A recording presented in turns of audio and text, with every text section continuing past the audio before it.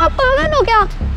मैं ट्यूशन के लिए लेट हो जाऊंगा, जल्दी चलो। अरे बेटा क्या करूं, तुम जवान हो, मैं बूढ़ा हूँ, घुटनों में दर्द होता है बेटा, तेज नहीं चल सकता। अरे तो चुप हो जाओ ना, मम्मी सही कहती है, हमने एक बूढ़े बैल को बांध रखा है, कुछ नहीं होता आपसे, आप किसी काम के नहीं हो। चलो आप रोक क्यों गए, चलो ना। हाँ ठीक है बेटा, चलो चलो चलो।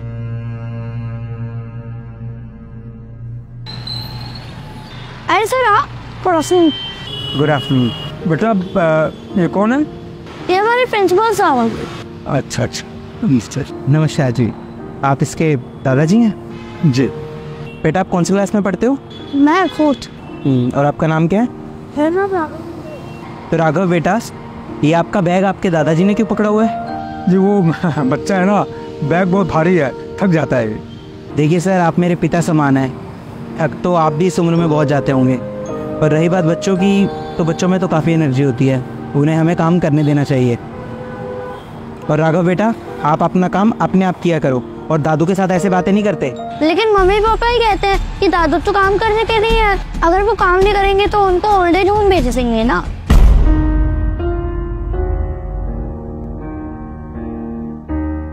तो इसलिए मम्मी पापा बोलते हैं कि घर के सारे काम दादू से ही करवाया करो। बेटा कल आप अपने मम्मी पापा को लेकर स्कूल में आओगे। लेकिन सर पेटीएम तो नेक्स्ट मंथ है ना। मुझे पता है पेटीएम अगले महीने है, लेकिन मैंने बोला ना कल आप अपने मम्मी पापा को लेकर आओगे। Okay sir. Now go. चलो ना तो। हाँ बेटा चलो।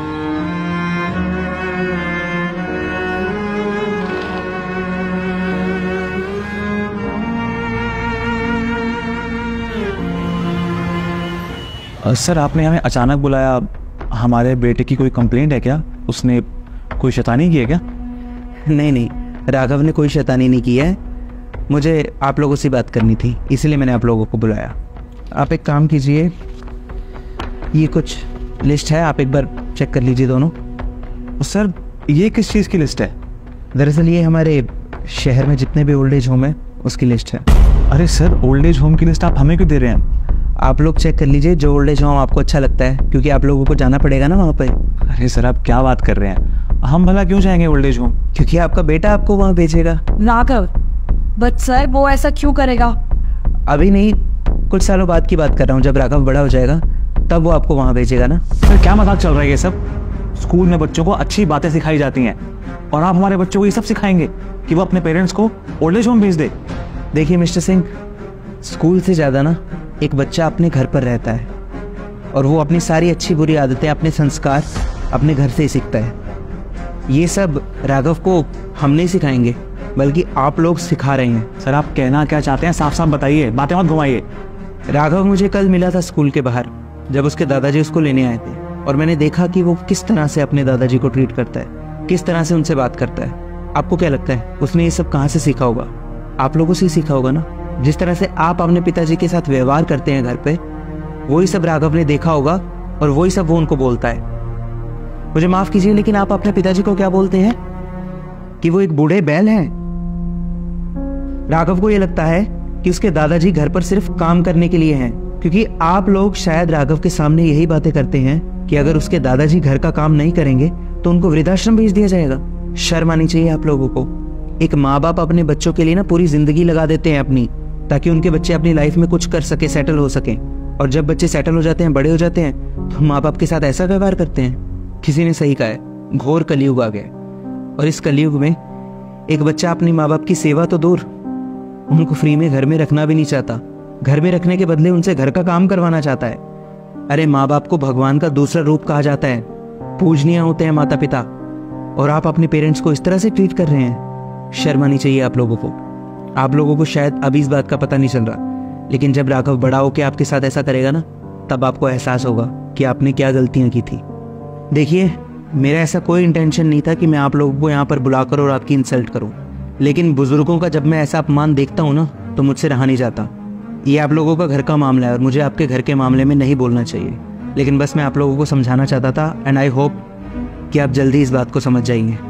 बाकी आपको जैसा ठीक लगता है आप करिए, लेकिन हाँ, इस बात को ज़रूर याद रखिए कि जैसे आप कर्म करेंगे ना, आपके साथ भी वैसा ही होगा।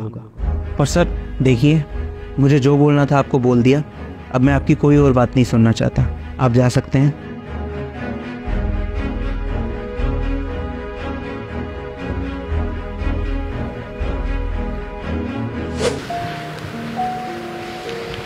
अरे बेटा, अरे अरे नीचे कहाँ बैठ गए बच्चों, ऊपर बैठो ना। अरे इधर आओ ना। पिताजी, आप हम दोनों को माफ़ कर दीजिए। हमसे बहुत बड़ी गलती हो गई है। हमने पूरी ज़िंदगी जाने अनजाने में आपको बहुत दुख पहुंचाया, और आज नौबत यहाँ तक आ गई है कि हमारा बच्चा भी आपकी इज्जत नहीं करता। हाँ पापा जी, हमें प्लीज़ माफ़ कर दीजिए।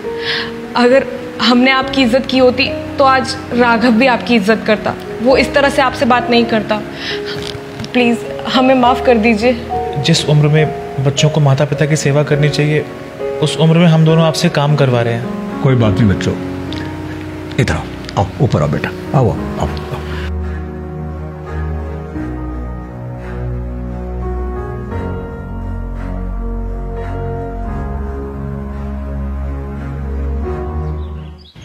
अरे दादू, आपके पैरों में दर्द तो नहीं हो रहा ना?